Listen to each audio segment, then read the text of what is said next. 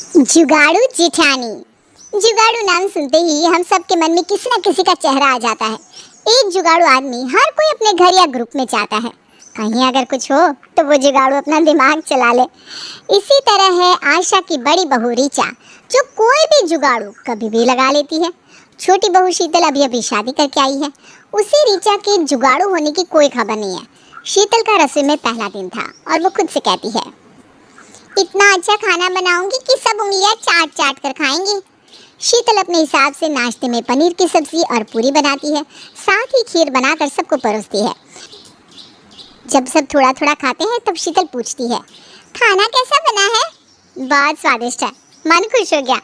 आज सबके साथ बैठकर किसी और के हाथों का खाना खाने का आनंद ही कुछ और होता है, ये समझ में आ गया। खाना सही है, खाना ठीक बना है, लेकिन जितनी देर में तुमने ये सब बनाया ना, उतनी देर में तो रीचा बहू 3 वक्त का खाना बना देती है, और इससे भी ज्यादा स्वादिष्ट। सो तो है, लेकिन शीतल अभी नई नहीं है, कुछ वक्त में ये भी सीख जाएगी। भाभी के खाने से किसी की कोई तुलना ही नहीं है भैया। शीतल का मुंह छोटा सा हो जाता है, वो कुछ नहीं कहती। तब रीचा कहती है, शीतल तुम अब आराम करो, मैं दोपहर का और रात का खाना बना दूंगी।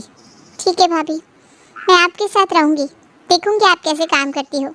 अरे नहीं नहीं, अभी तो पूरी जिंदगी पड़ी है काम के लिए, तुम थोड़ा आराम कर लो ना आज। रीचा आराम से खा पीकर अपने कमरे में चली जाती है और सो जाती है। फिर आराम से वो 2 बजे उठती है। इधर शीतल सोचती है, भाभी तो अभी तक सोई हुई है, थोड़ी देर में सब खाने के लिए आ जाएंगे, भाभी को उठा देती हूँ। शीतल रीचा के कमरे में जाती है और कहती है, भाभी बहुत देर हो गई है, मैं भी आपके साथ रसोई में चलती हूँ।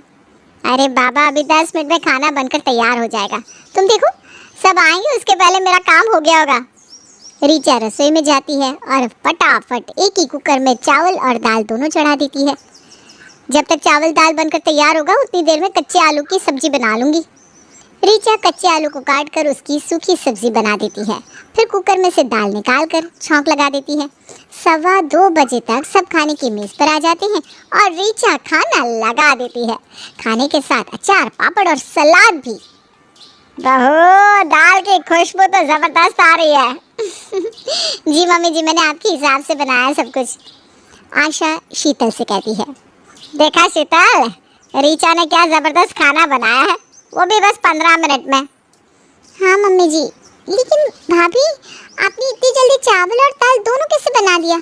15 मिनट तो दाल बनने में ही लग जाता है। बहू, इसीलिए तो मैं रीचा बहू को जुगाड़ू कहती हूँ।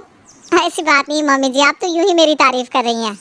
अरे तो तारीफ के काबिल है तो कर रही हूँ, अब किसी को जलन हो तो हो। शीतल सोचती रह जाती है, इतने कम वक्त में सब कुछ कैसे बन गया। अगले दिन सुबह सुबह शुभम और आलोक बाजार के लिए निकल रहे थे। तभी शुभम कहता है, सब्जी में क्या लाना है बता दो, हम लेते आएंगे।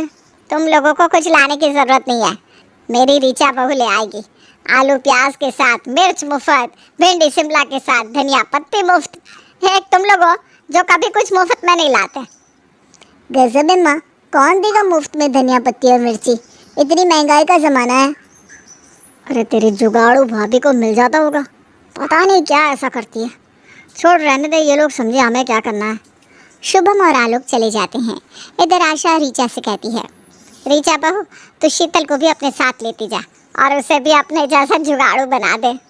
मम्मी जी, जुगाड़ू होना एक आर्ट है, एक कला, हर कोई ये काम नहीं कर सकता। तीनों हंसने लगती है। फिर रीचा और शीतल मंडी चली जाती है। मंडी पहुंचते ही रीचा कहती है, शीतल किसी को भाव नहीं देना है, ऐसे करो जैसे तुम किसी से भी सब्जी ले सकती हो।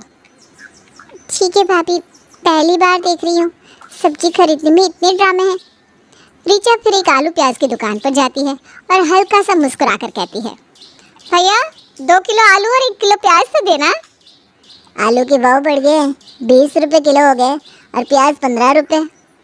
ठीक है, आप दो तो। रीचा दुकानदार को पैसे देते वक्त गिरा देती है। जैसे ही दुकानदार नीचे झुकता है, रीचा एक मुट्ठी मिर्ची अपनी थैली में डाल देती है।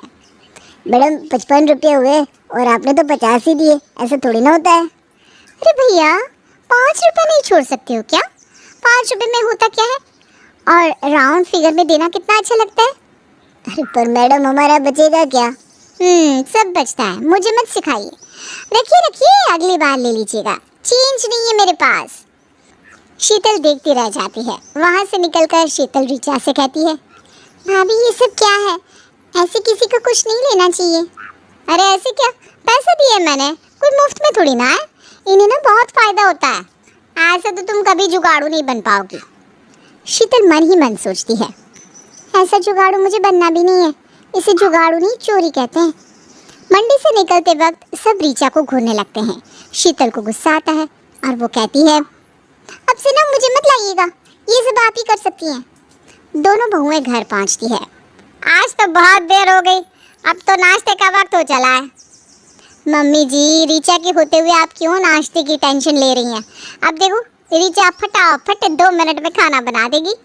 2 मिनट में तो मैगी भी नहीं बनती, आप नाश्ते की बात कर रही हैं?